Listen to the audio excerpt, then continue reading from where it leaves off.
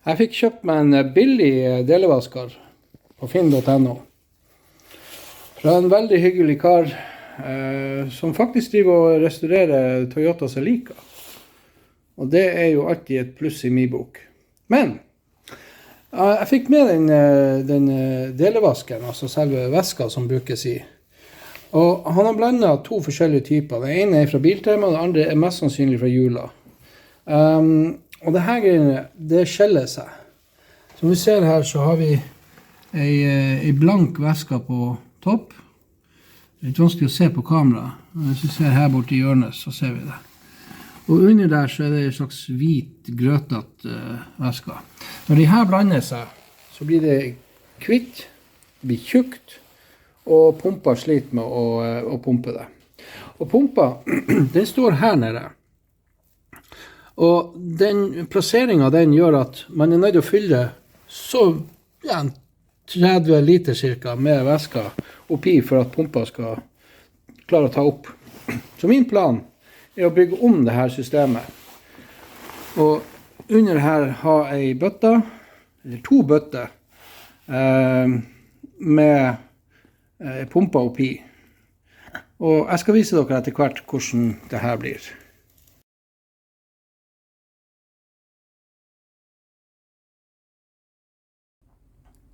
Nei, det var ikke mye jeg fikk ut av han. Det tok alt for lang tid, så jeg skippet det der. Så hva er meningen bak alt det her, tenker du sikkert? Jo, på sikt å spare penger. Fordi en sånn her 10-litring koster 349 kroner med det da. 350 kroner. Jeg må ha 3 sånne for å dekke over pumpa nede i karret her.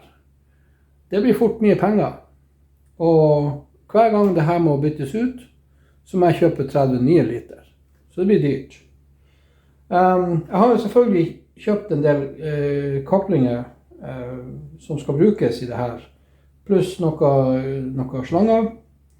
Men det er en engangsinvestering. Det her, det er sånn som må byttes ut etter hvert. Jo mer skjettent det blir, jo dårligere fungerer det. Og da må det byttes ut.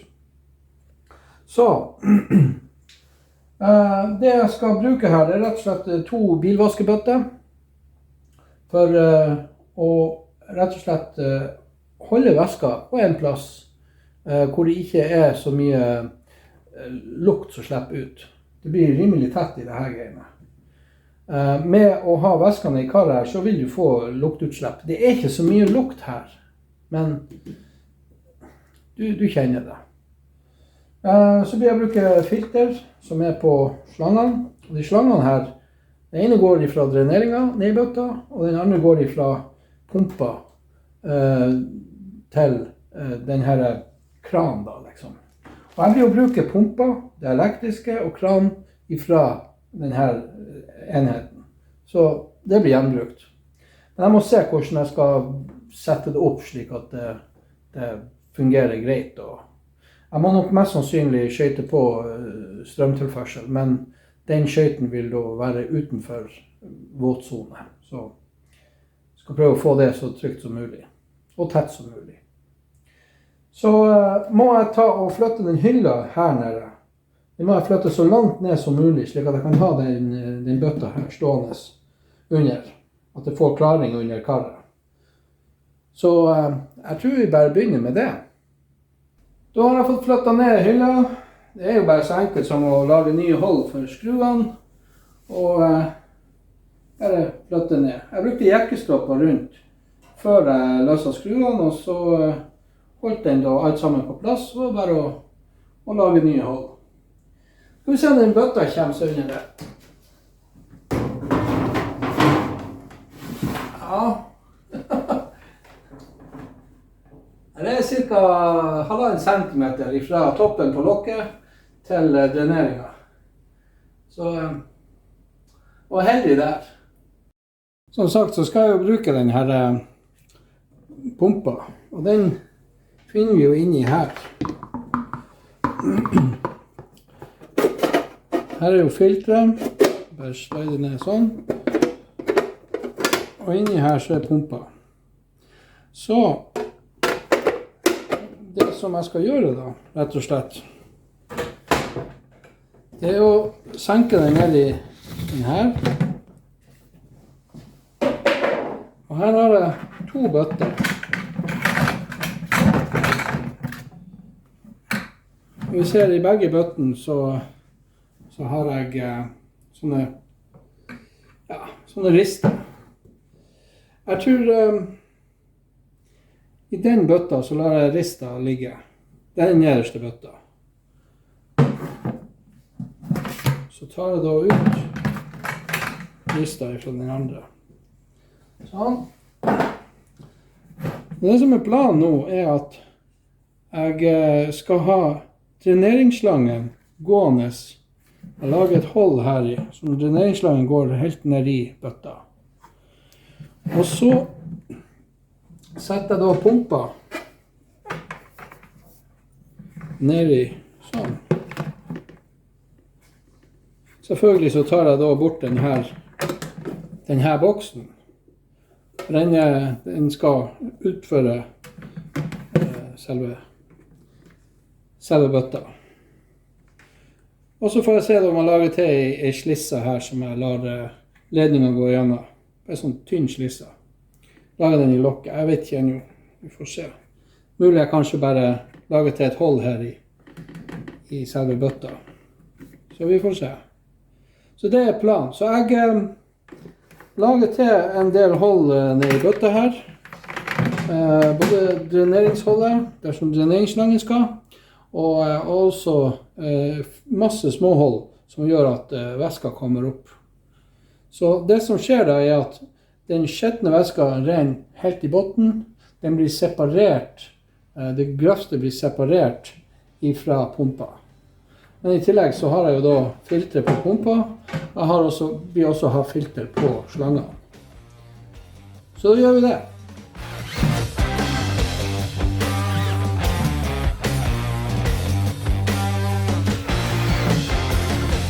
Jeg tenker vi tar det holdet til slangen, det tar vi bare her.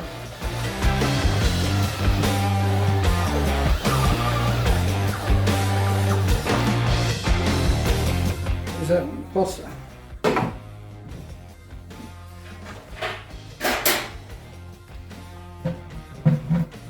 Ja, perfekt. Yes, da har jeg fått laget til holdene, og ser ut som det skal gå greit det der.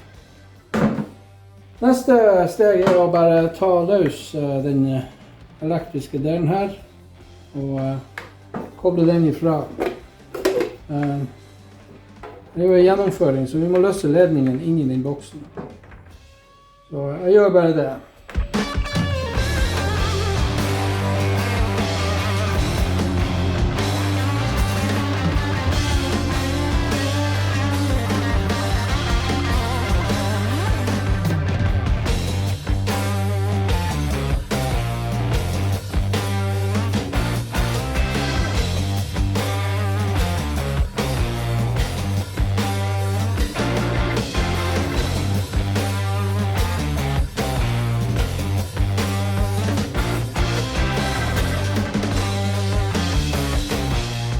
Jeg skulle bare ta og prøve å teste det på plass. Men vi ser denne nipperen her, den kommer for langt ned. Og jeg får ikke til å ta inn bøtta på noe annet vis, på grunn av mangel på høyde. Så det jeg må gjøre da, rett og slett, det er også å skjære av ned til hit. På den nederste bøtta. Kan jo selvfølgelig sette den her, og så har slangen gående inn her. Det går jo an. Så tar han her borte. La slangen gå ned her og ned i bøtta. Men kanskje jeg prøver det. Hvis jeg setter bøtta her borte, setter vi slangen på sånn.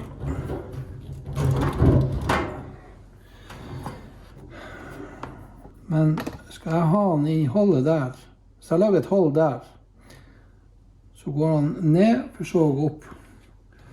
For jeg vil ikke lage hold her, slik at det går gjennom begge bøttene. For det blir så tungvint når man skal ha det ut av.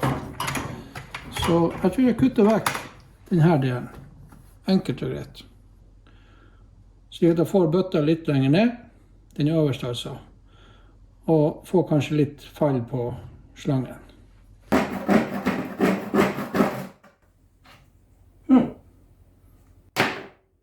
Sånn, har jeg fått skjært av det der, gjort det rent. Så må jeg sette den på. Slide den inn. Ja, jeg tror det skal gå greit det der. Men jeg tror nok jeg blir å få tak i et 90-bein her. Og få den litt lenger opp. Vi får se.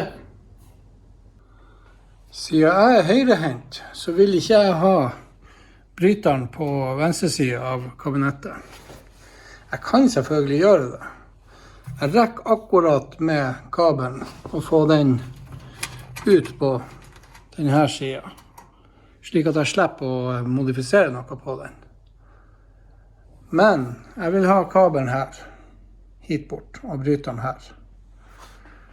Jeg vet, det er helt unødvendig når man først kan gjøre det på en enkel måte, men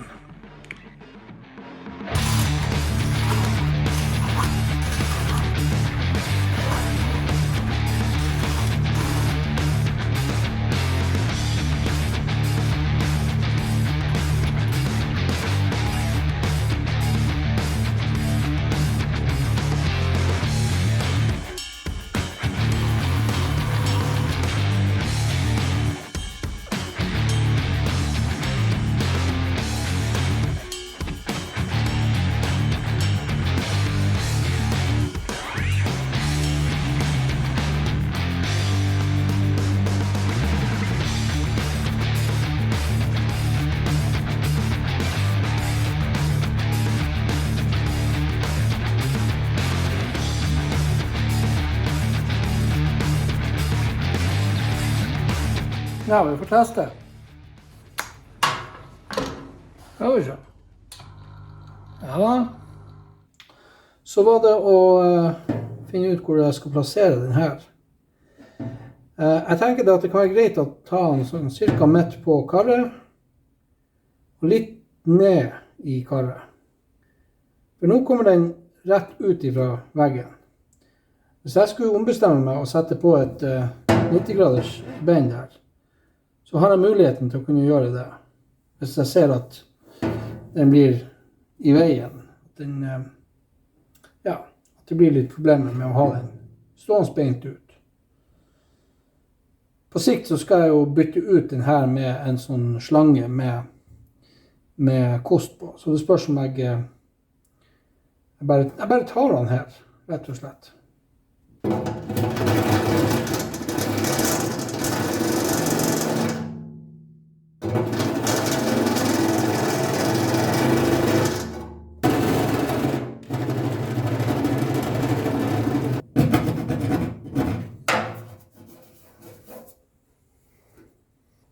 Ja, da skal vi få det her på plass.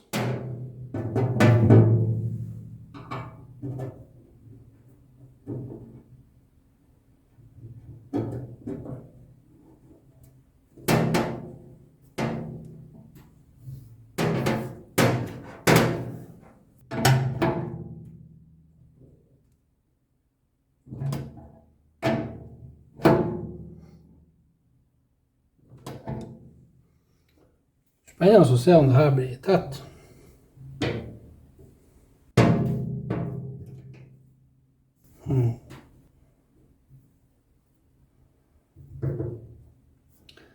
Det her blir ikke langvarig, det kan jeg fortelle.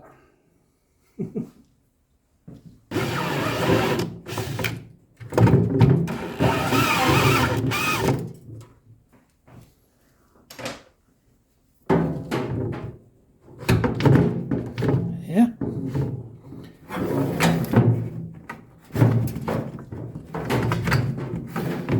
Skal den slangen her, den skal gå gjennom hullet her.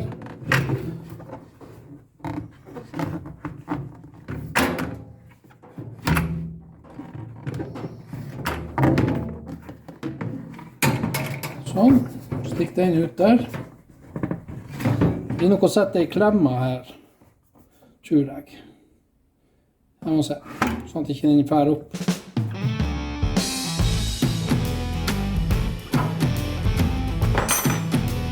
Og så det.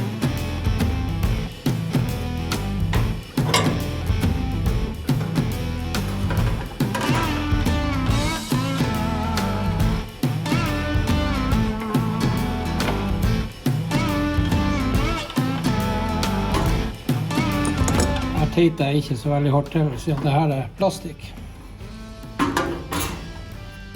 Så kommer slangen ned på det her.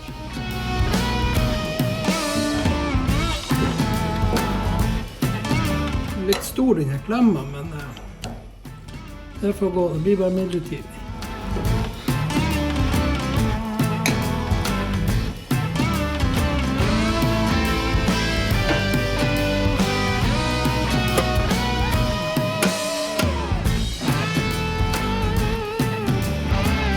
Det blir bare som testrunde denne gangen. Og se at det fungerer.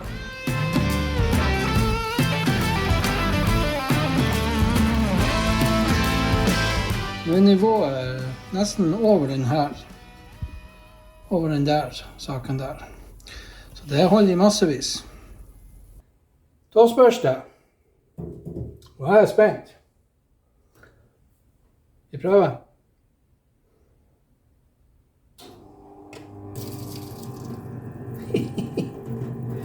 Det funker. Det er en liten lekkasje der.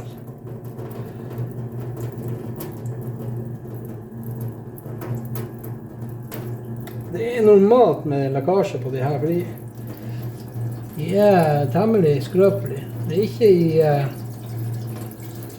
ikke i skjøyten her oppe. Der er det tørt. Jeg tror vi har en lekkasje en eller annen plass.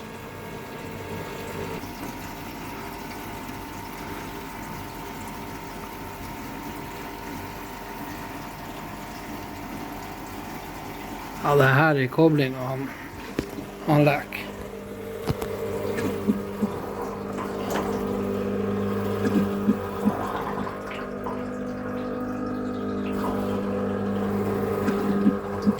Men jeg ser også det at han får for lite væske. Dreneringen går for sakte. Jeg må se litt på det. Den her er ganske tynn i åpningen. Så jeg skal ta og borre den ut. Sånn. Fra 6,5 mm til 10. Da tester vi igjen.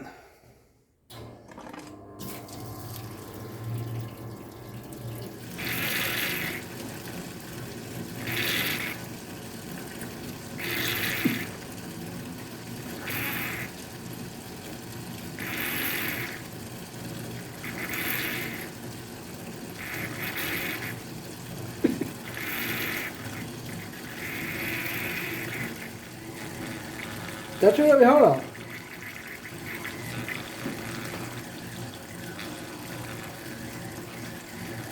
Lekkasjen fikk jeg bort med også. Vi ser han drenerer godt nå. Vi gjerne hadde drenert bedre, men vel. Dette er jo ikke helt ferdig. Men konseptet og prinsippet er der. Ideen er ikke min. Jeg har sett på YouTube folk har gjort det her, og de har modifisert veldig mye. Noen de setter på filter, sånn gummifilter. Jeg blir å sette på et filter, altså en støvsugerfilter rett og slett, på den slangen som går ned i den nederste bøtta, altså returen. På den måten får jeg tatt de grove partiklene. og kan bytte det etter hvert. Kan også bruke en sokk, en tjukk sokk, det går også. Men det ble litt klabb og babb denne gangen også, men sånn er det bare. Og hvis dere vil se enda mer klabb og babb, så er det bare å ringe ned bjella, så får dere et varsel neste gang jeg legger opp en film. Abonner gjerne på kanalen og trykk gjerne liker, så håper vi ses i neste film. Takk for at du så på.